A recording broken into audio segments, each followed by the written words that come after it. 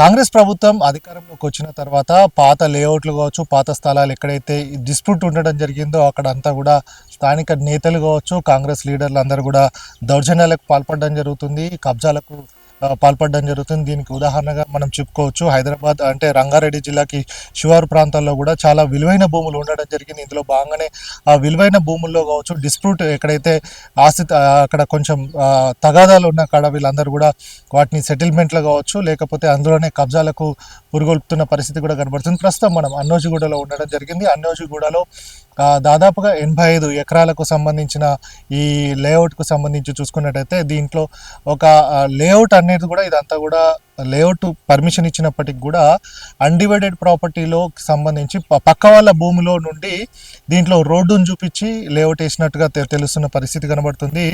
అదంతా పోను మళ్ళీ వారి వారి ల్యాండ్లోనే అక్రమంగా కట్టడాలకు తెరదీస్తున్న ప్రయత్నం కూడా కనబడుతుంది. ఇప్పటి వరకు కూడా అటు కాంగ్రెస్ లీడర్లకి పోలీసులు కూడా వత్తాసు పలుకుతున్న నేపథ్యం కూడా కనబడుతుంది. పోలీసులు కూడా స్థానికంగా ఏదైతే సివిల్ డిస్ప్యూట్లో వారు తలదూర్చొద్దని స్పష్టంగా ఉన్నప్పటికీ కూడా సివిల్ తగాదాల్లో కాంగ్రెస్ నాయకులతోటి నేతలతోటి వారు కూడా దీంట్లో పాల్పంచుకోవడం జరుగుతుంది. దీనికి సంబంధించి చూసుకున్నట్టయితే వారికి ఏదైతే కబ్జాకి ప్రయత్నం చేయడం జరుగుతుందో వారితో ములాఖాత్ అయ్యి కబ్జాలకు వారు సహకరిస్తున్నట్టుగా కూడా తెలుస్తున్న ప్రయత్నం ఉంది.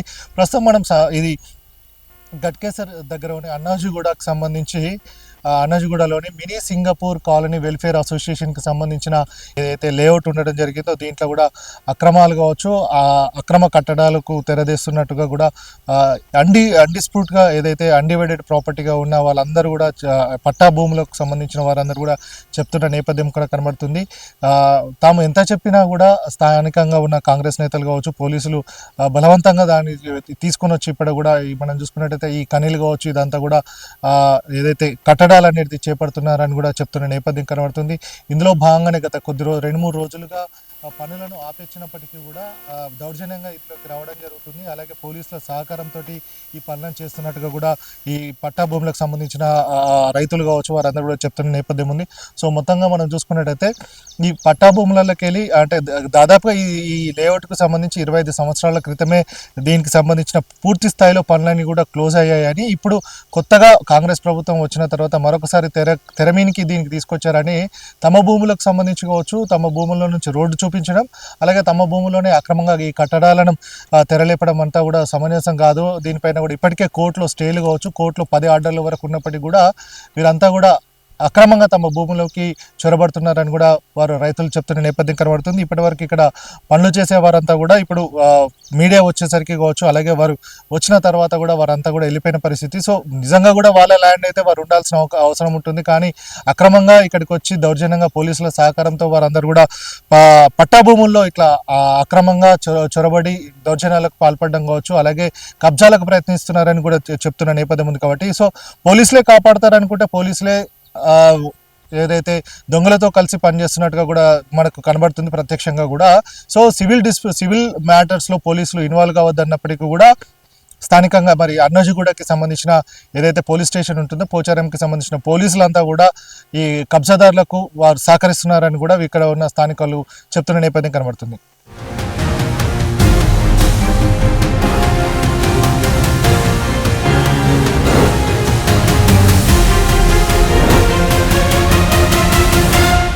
అన్నోజిగూడలోని సర్వే నెంబర్లు 71, 68, 78 కొన్ని సర్వే నెంబర్లలో దాదాపుగా 84 ఎకరాల భూమి పట్టాదారులకు సంబంధించిన భూమి ఉండడం జరిగింది. దాంట్లో కొందరు వ్యక్తులు దౌర్జన్యంగా చేరి తమ భూమిలో కొన్ని అనాథరైజ్ కన్స్ట్రక్షన్ చేస్తున్నారని కూడా కొన్ని రోజుల నుంచి జరుగుతున్న విషయం. ఇదే పట్టాదారు అయినటువంటి బాలరాజ్ గౌడ్ గారు ఉన్నారు, వారు తమది అని చెప్తున్నారు. అలాగే కొంతమంది మాత్రం వాళ్ళు ఎంక్రోచ్ చేయడం జరుగుతుంది. సో ఇదే విషయం పైన స్పష్టత కోసం బాలరాజ్ గౌడ్ గారు సార్ చెప్పండి, అక్కడ ల్యాండ్ మీద అంటున్నారు కానీ కొంతమంది అక్కడ కన్స్ట్రక్షన్ చేస్తున్నారు. అసలు దీనికి మొత్తం అంటే ఎప్పటి నుంచి అసలు డిస్ప్యూట్లో ఉందా లేకపోతే మీదేనా? పోచారం మున్సిపాలిటీలో అన్నాజిగూడ గ్రామంలో మా తల్లిదండ్రులు లింగమయ్య గౌడ్ ఈశ్వరమ్మ మేము మా నాయన 75 ఆ ప్రాంతంలో కొన్న భూమి, అది పట్టా భూమి. మేము అగ్రికల్చర్ చేసుకుంటున్నాము. అది మొత్తం 84 ఎకరాల 17 గుంటలు జాయింట్ పట్టా భూమి. దాంట్లో దివ్యతేజ డెవలపర్ సుధాకర్ రెడ్డి గారు ఆయన బావమరిది వీళ్ళంతా కూడా ఒకప్పుడు మమ్మల్ని బెదిరించి కూడా లేఅవుట్ చేసిర్రు. చేస్తే మా భూమిలో చేస్తామని మేము అప్పుడు హైకోర్టుకి వెళ్ళి ఆర్డర్లు తెచ్చుకున్నాము. అది ఆగిపోయింది. ఇప్పుడు మళ్ళా ఇప్పుడు ఈ ప్రభుత్వం రాగానే ఈ మధ్యనే ఒక ఉగాది నాడు మాకు ఆశ్చర్యం వేసింది. సాయంత్రం 3 గంటల తర్వాత ఒక 6 పిల్లర్లు వేసిర్రు. మళ్ళీ నిన్నొక 6 పిల్లర్లు వేసిర్రు. ఈ విధంగా కడుతుంటే మేము అంతకు మొదలు రోడ్లు వేస్తుంటేనే మా భూమిలో రోడ్లు వేస్తురని మేము పోలీస్ స్టేషన్ పోయినాము, పోచారం పోలీస్ స్టేషను. సిఐ గారు కంప్లైంట్ ఇస్తే కంప్లైంట్ తీసుకోవడం లేదు.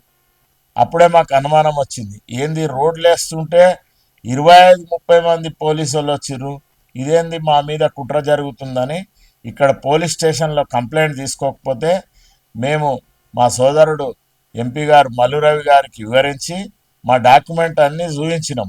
చూపించిన తర్వాత ఆయన కమిషనర్ గారికి ఇగో ఈ విధంగా రక్షణ ఇవ్వాలని లెటర్ ఇచ్చిండు. ఆ లెటర్ తీసుకొని మేము అవినాష్ మహాంత్రి మల్కాజిరి పోలీస్ కమిషనర్ అయిన అవినాష్ మహాంతి గారి దగ్గరికి వెళ్ళినాము. వెళ్ళి మేము మొత్తం వివరణ మా డాక్యుమెంట్ చూపించినాం. చూపిస్తే ఆయన ఏమన్నాడంటే, ఈ హైకోర్టు ఆర్డర్లు ఇన్ని ఉన్నాయి కదా, బ్రీఫ్గా మాకు ఒక లెటర్ తెచ్చి సార్ ఎంపీ గారు లెటర్ ఇయ్యని అన్నాడు. అయితే మేమేం చేసినామంటే నెక్స్ట్ డేనే జోనల్ కమిషనర్ అయిన రాధికా గుప్తా గారి దగ్గరికి వెళ్ళినాము. వెళ్ళి మా డాక్యుమెంటు ఇగో ఈ విధంగా మాకు హైకోర్టు ఆర్డర్లు ఉన్నాయని అక్కడ ఆమెను కలిసి ఈ లెటర్ ఇచ్చి ఎక్నాలజ్మెంట్ తీసుకున్నాము. తర్వాత గట్కేసర్లో మున్సిపల్ డిప్టీ కమిషనర్ అయిన వాణి మేడంకు మేము మా మా డాక్యుమెంట్స్, మా దగ్గర ఉన్న హైకోర్టు ఆర్డర్లన్నీ కూడా ఆమెకి ఇచ్చినాం. ఇచ్చి ఎక్నాలజ్మెంట్ తీసుకున్నాం. తీసుకొని అక్కడ పని ఆగిపోయింది. పని ఆగిపోయింది కదా అనుకున్నాం.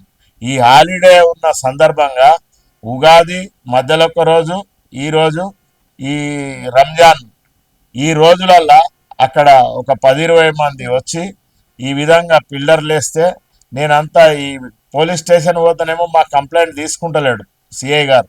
తీసుకున్నందుకు మేము అందరినీ విలేకరులను పిలిచి ఇగో ఈ విధంగా ఉంది మా భూమి పరిస్థితి, మా సొంత భూమిల్నే ఈ విధంగా దౌర్జన్యం చేసి కట్టడాలు నిర్మిస్తున్నారు, అది కూడా రాత్రి పూట అని ఎంబడే వాళ్ళ అందరిని పిలిచి రాత్రి పూటనే వాళ్ళందరికీ చూపించిన, ఫోటోలు తీసి ఇగో ఇప్పుడు చట్టరీత్యా చర్య తీసుకోవాలని మీ ద్వారా డిమాండ్ చేస్తున్నా. ఇవన్నీ కూడా హైడ్రా కమిషనర్ అయిన రంగనాథ్ గారికి ఇస్తాము. ఇచ్చి మా భూమిని మేము కాపాడుకుంటాం. ఎందుకంటే అది మా తల్లిదండ్రులు ఇచ్చిన ఆస్తి, మా సొంత ఊరు అన్నాజిగూడ. ఆ ఊర్లోనే ఇగో ఈ విధంగా దౌర్జన్యానికి దిగుతుండ్రు.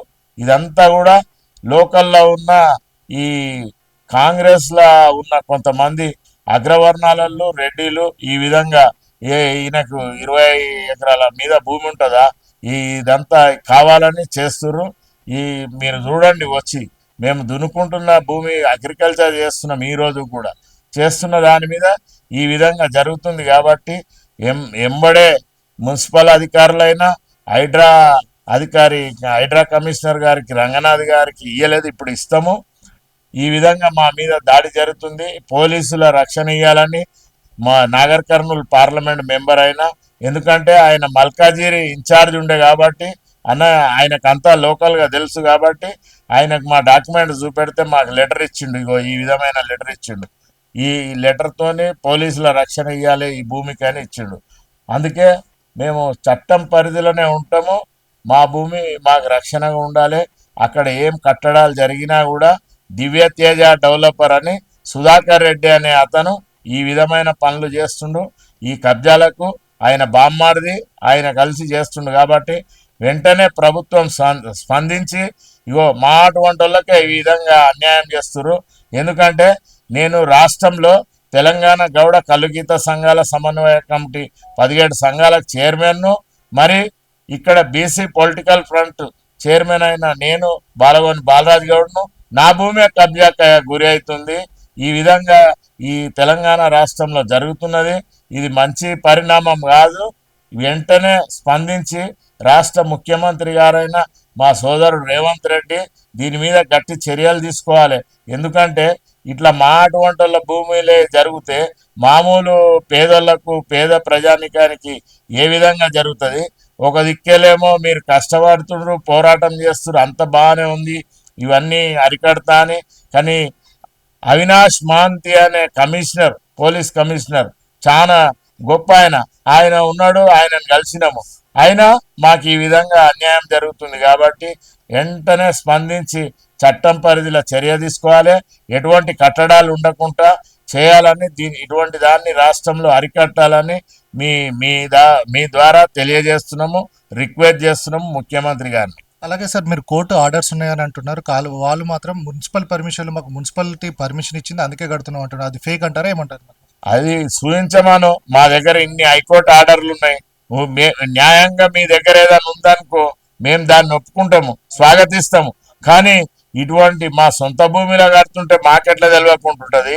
మా తల్లిదండ్రులు 75 సంవత్సరాల 1975 ఆ ప్రాంతంలో సేల్ డీడ్ చేసుకొని మేము అక్కడనే పొజిషన్లో ఉన్నాము.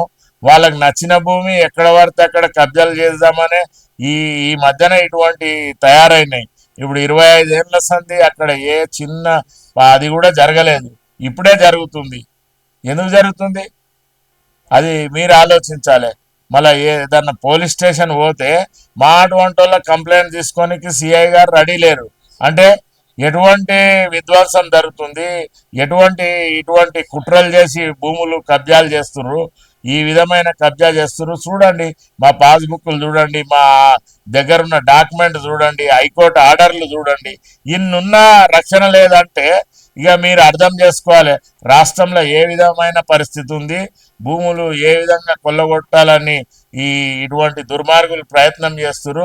వీటి ద్వారా అందరినీ బడుగు బలైన వర్గాలను రక్షణ కల్పించాలి. కానీ ఈ గుంజుకునే పద్ధతి ఏంది, ఇటువంటి దౌర్జన్యం ఏంది, రాష్ట్రం ఎక్కడ పోతుంది అని మీ ద్వారా ప్రశ్నిస్తున్నా. నేను చట్టం పరిధిలో చేయాలి ఏదన్నా ఉంటే. కానీ మా భూమి కబ్జా చేస్తుంటే మేము ఊకుంటామా?